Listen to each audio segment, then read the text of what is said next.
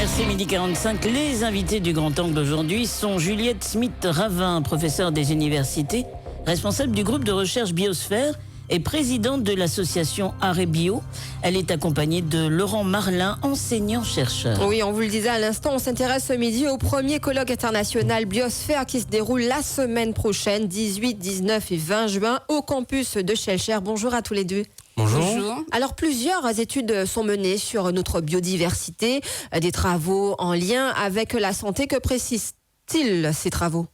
Alors, tout d'abord, je voudrais vous remercier de nous avoir invités pour parler de ce colloque. Effectivement, notre groupe de recherche Biosphère, qui est installé sur le pôle Martinique depuis 2010 à peu près, fin 2009-2010, mène des travaux de recherche en sciences expérimentales et en particulier sur la biodiversité marine et végétale. Donc, on peut citer par exemple les plantes aromatiques et médicinales et aussi la recherche de biomolécules dans le milieu marin.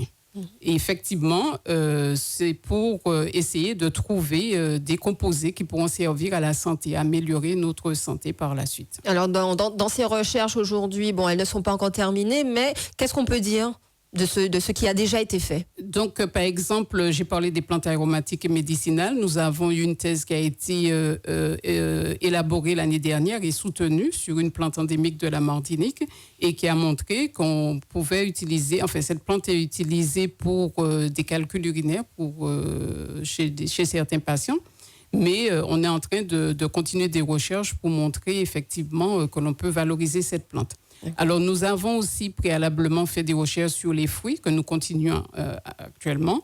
En particulier, nous avons établi un pur jus de fruits, pur jus de goyave avec la société d'Enel il y a quelques années et que nous avons montré lors d'une dégustation, lors d'une porte ouverte en 2006, je crois, 2016-2017.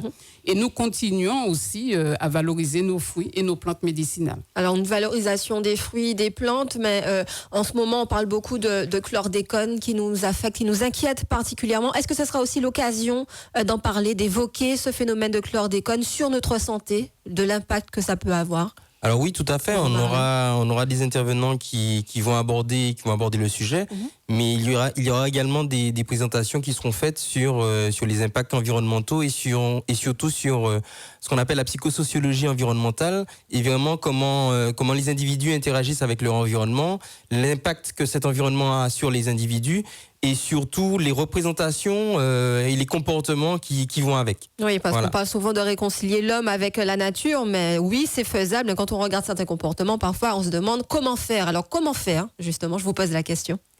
Ce sera l'occasion, justement. Ce sera l'occasion d'assister justement à ce colloque et d'échanger justement avec les enseignants-chercheurs qui interviennent dans ce domaine et qui auront la possibilité de donner quelques pistes sur le changement au comportement pour permettre au plus grand nombre justement de se réconcilier, comme vous le disiez à l'instant, avec notre environnement. Alors il n'y a pas que les sargasses ou le chlordécone, il y a aussi l'effet du climat, du changement climatique, mais cet effet dans la Caraïbe, ça aussi ce sera évoqué lors du colloque. Alors, ce sera évoqué notamment lors du séminaire grand public qui aura lieu justement le jeudi, donc le 20. Donc, c'est l'un des jours à ne pas rater. Donc, c'est l'un des jours à ne pas rater, surtout pour le grand public en tout cas. D'accord. Et où seront abordées justement ces thématiques liées au climat et plus précisément liées au climat aux Antilles. D'accord.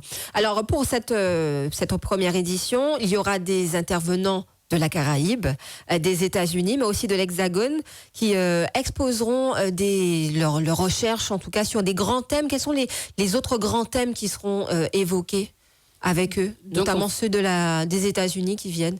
En fait, il y a une personne qui va parler de la génomique, c'est peut-être un peu un grand mot, mais en fait, l'effet aussi sur nos gènes, puisque tout est géré par notre génome. On aura aussi des chercheurs qui viennent de Floride qui vont nous parler de leurs travaux en biologie marine. Donc, ça aussi, puisque c'est un axe important dans nos travaux de recherche, donc ça va nous permettre d'établir des collaborations, d'être un peu plus, en avant dans ce que nous faisons. Et puis, nous avons aussi toute la partie végétale aussi au niveau que nous allons exposer. Alors, comment on se situe, nous, en Martinique, par rapport à toutes ces recherches que l'on fait sur l'environnement, sur la biodiversité? À quel degré qu'on se situe dans l'avancée des recherches? Alors, ce que je peux dire, c'est que le groupe de recherche Biosphère, depuis 2009, essaie de travailler ardemment dans ce domaine. Donc, ce n'est pas évident parce qu'il faut savoir que travailler en sciences expérimentales, ça demande des moyens, de la logistique humaine, mais aussi de la logistique des appareils. Et c'est pourquoi nous invitons le public à venir aussi le jeudi 20 au matin, de 9h, je pense, jusqu'à 16h30. Il y aura une porte ouverte sur nos laboratoires, de façon à ce que le public voit ce que nous faisons. Il y aura des démonstrations, il y aura la visite où on va voir des appareils, etc. Et ils vont voir que ça a un coût, la recherche a un coût. Il y a un manque d'appareils? Oui, mais c'est surtout, je dirais, un manque d'espace. D'accord. Et je voudrais insister là-dessus, je l'ai déjà fait dans d'autres propos auparavant, c'est que sur le pôle Martinique de notre établissement, nous n'avons pas de bâtiment de recherche. Vous arrivez sur un pôle d'une université et il n'y a pas de bâtiment. Donc nous sommes en train effectivement de voir, il y a toute une procédure qui est en train d'être mise en place pour avoir ce bâtiment de recherche et avoir des espaces pour qu'il y ait plus de chercheurs et plus d'endroits pour travailler. Parce qu'il faut savoir aussi que nous avons de jeunes chercheurs qui retournent au pays. Et je profite de l'occasion pour dire que Biosphère et l'association Arébio veulent être un maillon de la chaîne qui permette à des jeunes chercheurs de retourner au pays. Parce que c'est bien de leur dire de retourner, mais il faut mettre les moyens à leur disposition. Et on sait que les structures actuelles ne sont pas toujours très adéquates. Mais il ne faut pas rester là-dessus, il faut essayer d'avancer. Donc, nous voulons être un de ces maillons. D'accord. Le message, je pense qu'il est passé. Alors, on va revenir un peu sur ce colloque concernant les sargasses. On constate qu'il y a dans plusieurs îles que les algues sont utilisées comme compost. Par exemple, ailleurs, autre exemple, en Bretagne, il y a une start-up qui s'est spécialisée dans le plastique à partir de ces algues brunes. Est-ce que là aussi, ce sera... Bon, c'est vrai que c'est un colloque qui est en lien avec notre santé, mais est-ce que ce sera aussi une façon de montrer qu'il y a à faire? Peut-être qu'on possède quelque chose chez nous qu'on peut exploiter, qu'on peut utiliser. Alors, il y a toujours moyen d'exploiter les différentes ressources qui sont présentes au niveau de la Martinique et plus généralement au niveau des Antilles. Mais c'est vrai que les axes de recherche que nous avons au sein du groupe nous permettent justement bien de voir dans quelle mesure on va pouvoir être fédérateur auprès des différentes structures qui existent, les différentes associations, les différents chercheurs, les autres institutions et organismes qui vont permettre de mettre tout ça en lien et apporter des idées, apporter des éléments complémentaires qui permettront justement bien d'aller un petit peu plus loin dans cette démarche scientifique qui est à la fois de savoir comment valoriser ces ressources, mais également comment les traiter. Les idées ont été apportées déjà ou alors vous voulez encore plus d'idées, plus d'éléments à avoir? Alors, je voudrais intervenir sur ce point pour dire qu'il y a eu des appels d'offres ANR. Je ne vais pas rentrer dans beaucoup de détails pour ne pas perdre un peu le public, mais le groupe de recherche s'est effectivement positionné sur un de ces appels d'offres avec une jeune chercheure et d'autres collaborateurs. Donc, nous pensons effectivement qu'il faut essayer de faire quelque chose pour valoriser effectivement ces algues, ne pas les voir, comme vous le disiez tout à l'heure, comme quelque chose de nuisible. Oui, c'est nuisible par rapport à l'odeur. À l'odeur, mais peut-être qu'il y a d'autres façons de les valoriser comme autre chose aussi de la nature. Les choses qui se font dans d'autres îles de la Caraïbe. Exactement. L'idée serait de s'en inspirer aussi, voir si c'est possible de le faire en Martinique. Oui, et sous d'autres aspects. Parce que le groupe a différentes compétences.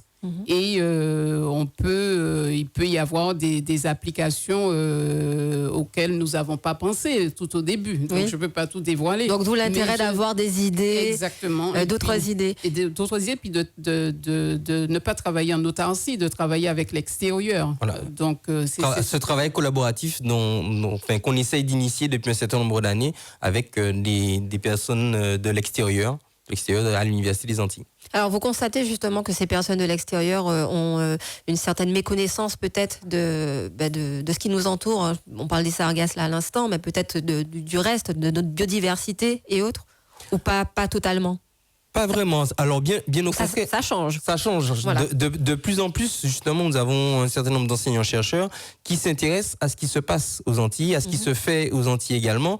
Et c'est bien pour ça que les intervenants qui seront là la semaine prochaine au cours du colloque vont pouvoir justement... je vais dire, présenter ce qu'ils ont fait, ce qu'ils ont trouvé, les différentes recherches qu'ils ont menées. D'ailleurs, nous avons deux chercheurs en psychosociologie environnementale qui vont aborder des thématiques très, très concrètes sur ce qui se fait en Martinique notamment, et qui nous viennent de l'université d'Aix-Marseille. Les deux enseignants-chercheurs qui nous viennent des États-Unis, de la Trinidad. Donc, il y a vraiment cette complémentarité et ces apports qui viennent de l'extérieur, mais qui sont au fait de ce qui se fait localement. D'accord, donc on attend le début de ce colloque, mais surtout les résultats, ce que ça apportera de plus par la suite. Merci à tous les deux, Juliette Smith-Ravin et Laurent Marlin, d'avoir répondu à notre invitation et à nos questions. On rappelle qu'on venait d'évoquer ce premier colloque international Biosphère qui se déroulera la semaine prochaine, 18, 19 et 20 juin, au campus de Schellcher. Merci à vous.